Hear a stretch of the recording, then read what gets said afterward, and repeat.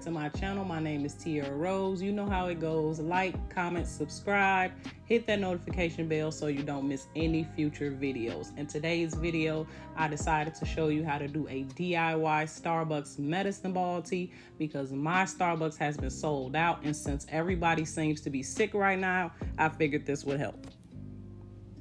You're going to start off by adding 1 to 2 tablespoons of lemon juice to a cup of water.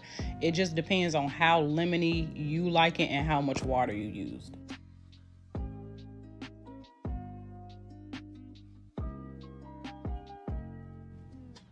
Then you want to add at least 3 packets of Splenda for sweetness.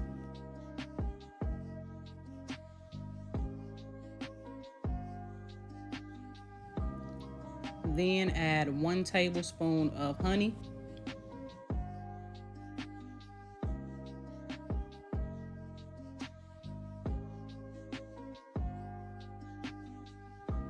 Then let your tea bag steep for about 2 minutes. Okay, that's it, y'all. I wish everyone nothing but health and wealth in the near future. And don't forget to like, comment, and subscribe. And I'll see you in the next one.